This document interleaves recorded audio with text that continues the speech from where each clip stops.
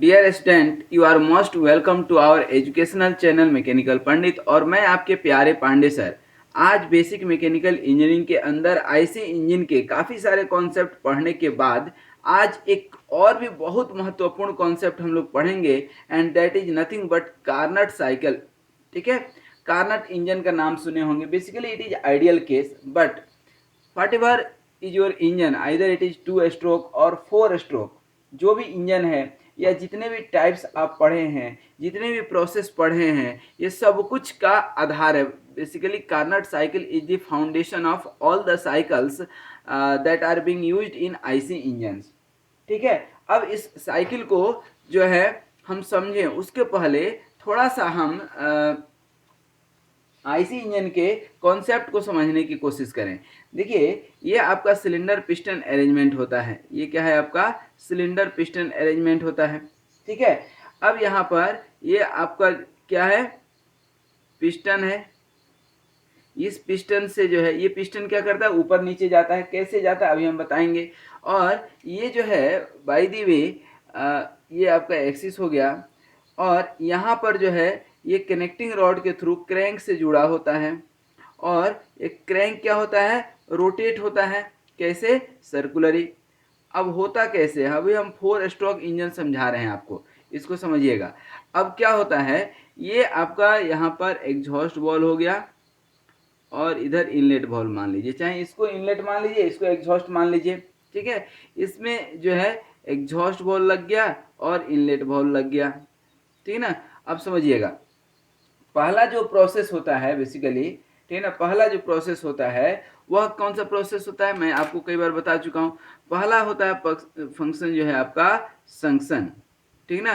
क्या करेगा ये? आप ध्यान दीजिएगा, ये क्या है? एग्जॉस्ट है, इससे निकलेगा बाहर, और इससे जो है ये इनलेट है। ठीक है, इनलेट से जैसे पहले क्या होगा? इनलेट वॉल्व ओपन होगा। क्या होगा? इनलेट वॉल्व ओपन होगा, इससे गैस आएगी। गैस मतलब फ्यूल एंड एयर मिक्सचर। ठीक है, फ्यूल एंड एयर मिक्सचर आपका यहाँ पे आ गया। ये जैसे आएगा तो धीरे धीरे ये अंदर आएगा कि नहीं? तो पहला प्रोसेस हो जाता है संक्शन।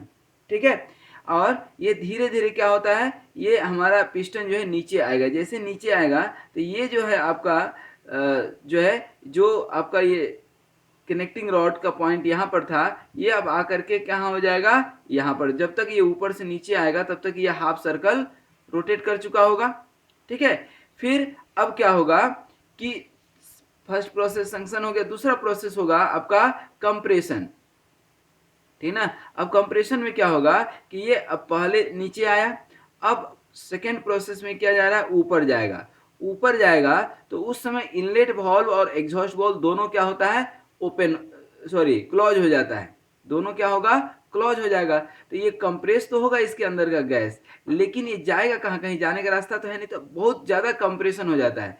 और पेट्रोल इंजन में यहाँ पर क्या लगा रहता है? स्पार्क लगा रहता है। और डीजल इंजन में चूंकि कंप्रेशन ज़्यादा होता है, कंप्रेशन रेशियो ज़्यादा होता है, तो कंप्रेशन के चलते, प्रेशर के चलते फायरिंग होती है।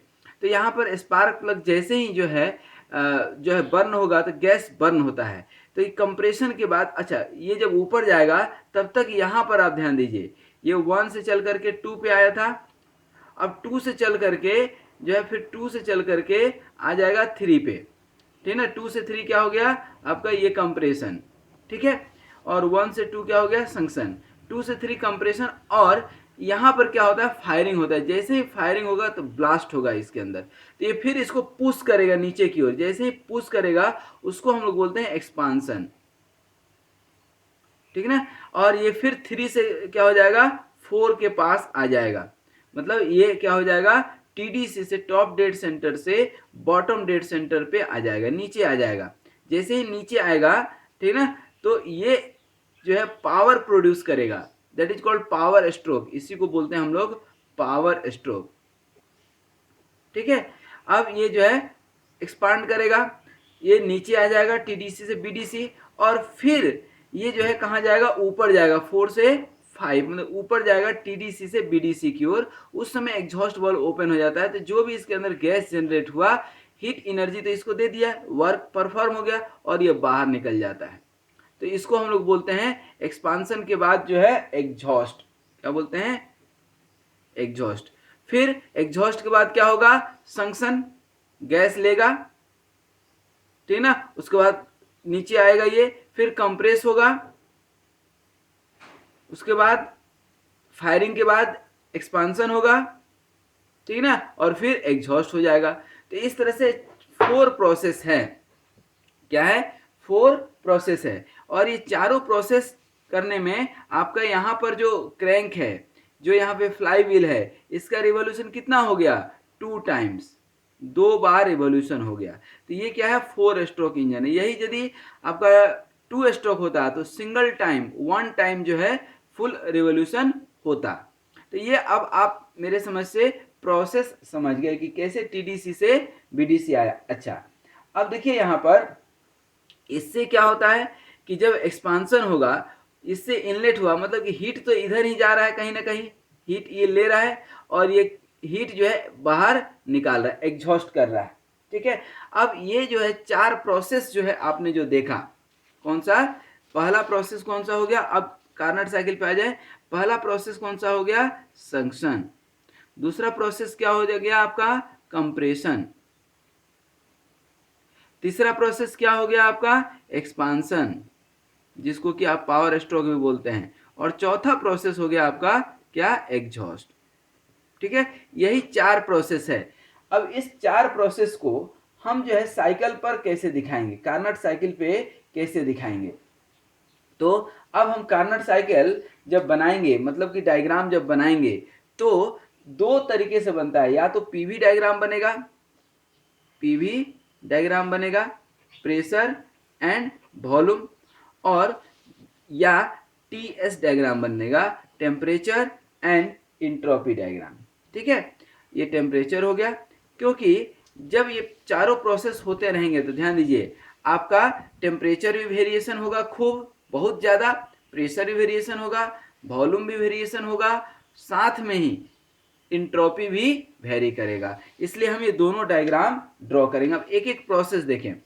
सबसे जो पहला प्रोसेस होता है, जिसको कि आपने संक्शन बोला था, जिसको आपने संक्शन बोला था, सबसे जो पहला प्रोसेस होता है। अब यहाँ पर प्रोसेस शुरू होता है कहाँ से, 1 से, ठीक है। पहला जो प्रोसेस होता है, that is the basically nothing, it is isothermal expansion, ठीक है ना। जो एक्सपांसन स्ट्रोक हुआ, यहाँ से हम शुरू करते हैं, तो ये एक्सपांसन हुआ, कुछ ऐसा होगा, पॉइंट 1 से लेकर के और पॉइंट 2 तक, मान लीजिए 1 से 2 तक, मतलब ये पहले हम क्या पकड़े हैं, एक्सपांसन, उसके बाद क्या हो जाएगा, अब एग्जॉस्ट होगा, उसके बाद संक्शन, उसके बाद कंप्रेशन। तो देखिए 1 से 2 में जब एक्सपांसन हुआ, मतलब एक्सपांसन कब होगा, जब फायरिंग होगा, और इसमें जो है हीट क्या होता है, जनरेट होता है, कितना, बहुत ज़्यादा। उसके बाद एक्सपांसन के बाद क्या होगा, एग्जॉस्ट।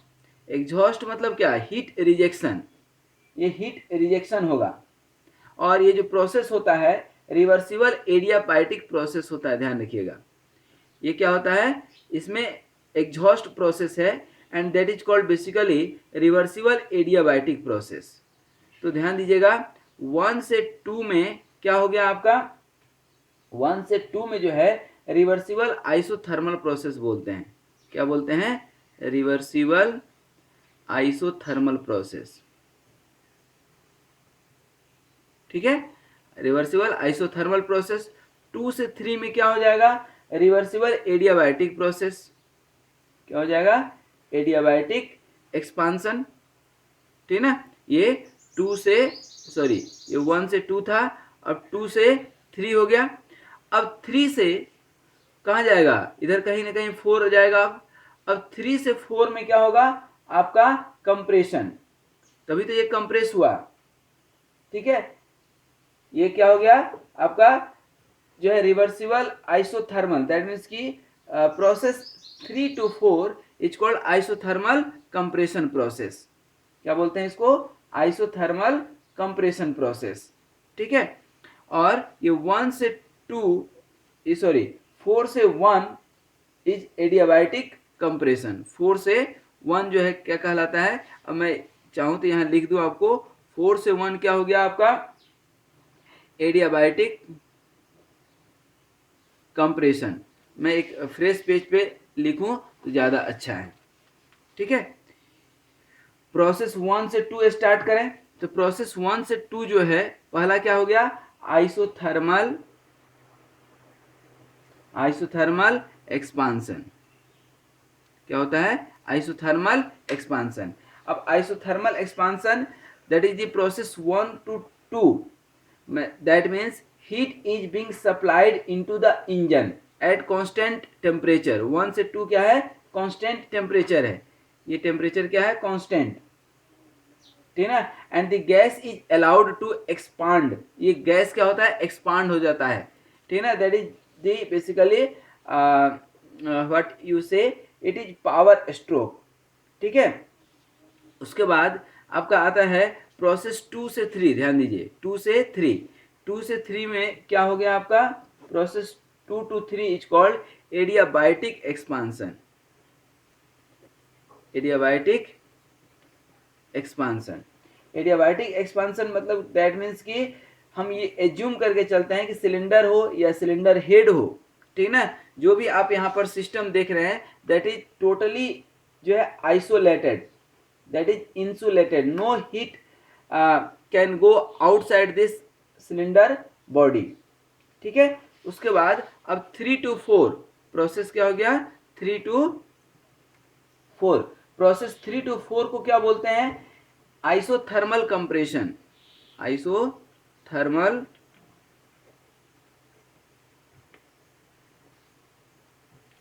क्या होता है, आइसो 3 to 4 क्या हो गया, आइसोथर्मल कंप्रेशन। दैट मीन्स कि in this process the heat is rejected, heat क्या होगा, बाहर रिजेक्ट होगा, ठीक है ना, हीट विल बी रिजेक्टेड, ठीक है ना, at constant temperature from cylinder head to the cold reservoir, ठीक है ना।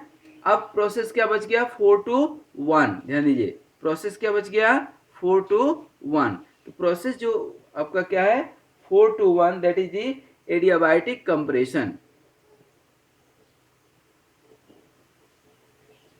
अब देखिए आपको ऐसा लग रहा होगा कि दो दो कंप्रेशन है, दो दो एक्सपांसन है, ठीक ना, तो सर 4 प्रोसेस बताए तो और कहाँ गया। बेसिकली यहाँ पर एग्जॉस्ट और संक्शन जो है इतना कम टाइम के लिए होता है, ठीक है ना, कि कार्नट साइकिल में चूंकि आइडियल साइकिल है, एजम्पशन उसको इग्नोर कर देता है, ठीक है। तो ये प्रोसेस है। बाद बाकी आपको संक्शन देखना हो तो suction is like this, at constant pressure engine suck the mixture, ठीक है।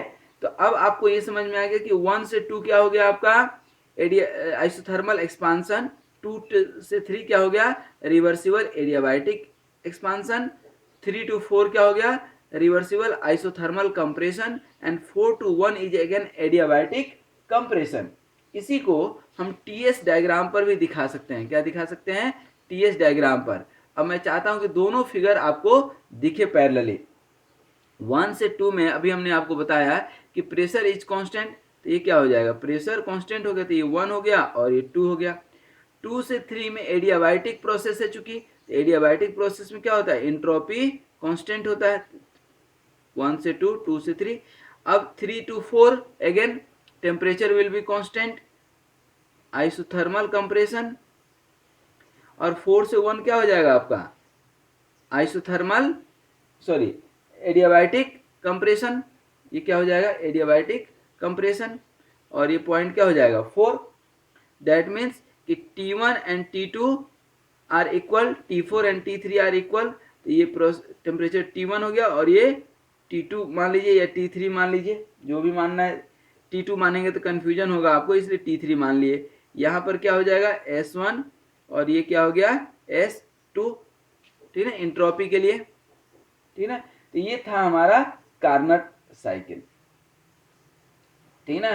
बेसिकली कार्नट साइकिल का जो बेसिक पर्पज है, जो हम आईसी इंजन में यूज करते हैं, to determine the maximum percentage of heat which can be transferred into work. Heat basically क्या कर रहा है, वर्क में ट्रांसफर होना है। तो हम यहाँ पर एज्यूम करके चलते हैं कि it is the ideal case and it will give 100% efficiency, ठीक है ना। ये हम मानकर चलते हैं कार्नट साइकिल की इफिशियंसी 100% होगी, क्योंकि कोई लॉस नहीं है, ठीक है ना। And this can be done only with the help of the Carnot cycle, ठीक है। तो जब इतना प्रोसेस आप पढ़ लिए, ठीक ना, 2 to 3 क्या हो गया आपका एडियाबाइटिक एक्सपांसन, 3 to 4 क्या हो जाएगा आइसोथर्मल कंप्रेशन, और 4 to 1 अगेन एडियाबाइटिक कंप्रेशन, ठीक है। अब देखिए इसकी इफिशियंसी हम निकाल दें, ठीक है, इफिशियंसी तो निकालना है। इफिशियंसी के लिए पहले आपको क्या चाहिए, वर्क डन, ध्यान दीजिएगा क्या चाहिए, वर्क डन। तो वर्क डन क्या होता है, work done is equal to heat supplied minus क्या हो जाएगा हीट रिजेक्टेड, ठीक है, heat supplied minus heat rejected, ठीक ना। तो ये हीट सप्लाइड कितना है आपका, ये QH, देखिए यहाँ पर हीट सप्लाइड कितना है QH, और ये कितना है रिजेक्टेड QR, तो QH माइनस QR। अब कोई पूछता है इफिशियंसी ऑफ कार्नट साइकिल, तो इफिशियंसी कितना हो जाता है, इफिशियंसी क्या होता है वर्क डन अपन हीट सप्लाइड,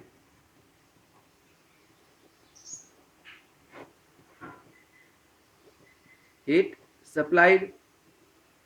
अब वर्क डन कितना हो गया आपका QH माइनस QR, और हीट सप्लाइड कितना है QH। तो this is the efficiency of Carnot cycle, ठीक है। इसी को यदि हम थोड़ा सा और ब्रेक करें तो यही इफिशियंसी क्या हो जाता है QH अपन QH कितना हो जाएगा 1 माइनस QR अपन QH।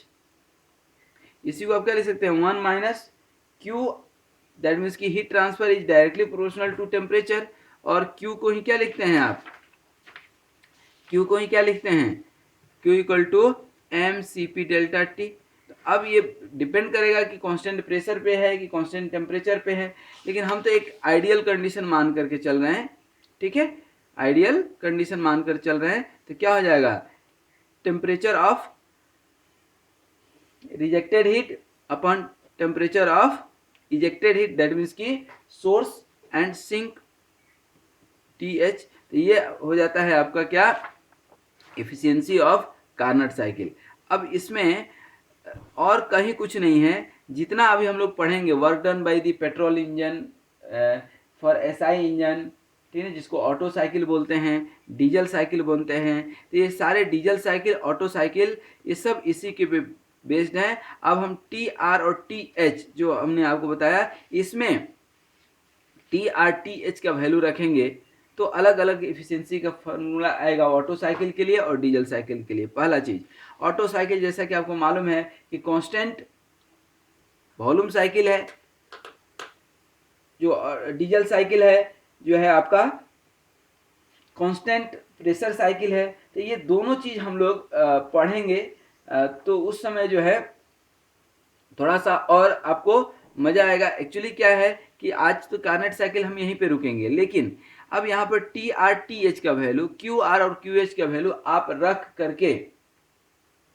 करके जो है आप इनकी वैल्यूज को निकाल सकते हैं। यहाँ भी देखिए बड़ा सुंदर है, ये TR rejected heat ideal cycle में 0 मान लेते हैं, तो ये क्या हो जाएगा 0, तो इफिशियंसी क्या हो गया 100%, ठीक है ना। तो for any engine Carnot cycle has 100% efficiency, Carnot cycle has 100% efficiency. तो आज यहीं तक हम लोगों ने कार्नट साइकिल समझा, और यहाँ पर डिफरेंट प्रोसेस के थ्रू जो है अब आप यहाँ पर QR और हीट रिजेक्टेड और heat supplied, heat of the sink, heat of the source आप निकाल सकते हैं, ठीक है ना। इसको हम लोगों ने उसमें रेसिप्रोकेटिंग मशीन में जो है कुछ अलग तरीके से पढ़ा था कि इधर हीट आ रहा है और ये कुछ वर्क डन हो रहा है और कुछ हीट बाहर आ जा रहा है, थर्मोडायनामिक्स में याद होगा आपको। तो उसी का हमने यहाँ पर एप्लीकेशन लिया है। तो आई होप कि कार्नट साइकिल आपने समझा। एक्चुअली हम इसको फर्स्ट ईयर के हिसाब से ही समझाए हैं, ठीक है, हायर सेमेस्टर के हिसाब से नहीं समझाए हैं। जब हायर सेमेस्टर के जो है वीडियो बनेंगे तो उस समय हम थोड़ा सा इसको डिटेल में समझाने की कोशिश करेंगे। तो आज यहीं तक। Thank you very much for watching this video, but always remember this Carnot cycle, ठीक है ना। आईसी इंजन इसी कार्नट साइकिल पे चलता है। हम कोशिश करते हैं कि आईसी इंजन की एफिशिएंसी कितनी हो जाए 100% हो जाए। हालांकि असंभव है, लेकिन हम अपना लक्ष्य बड़ा रखेंगे तो प्रयास भी तो बड़ा करेंगे।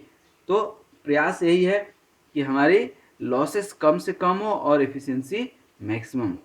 ठीक है, तो thank you very much once again. आप सब स्वस्थ रहें, मस्त रहें, मुस्कुराते रहें। धन्यवाद।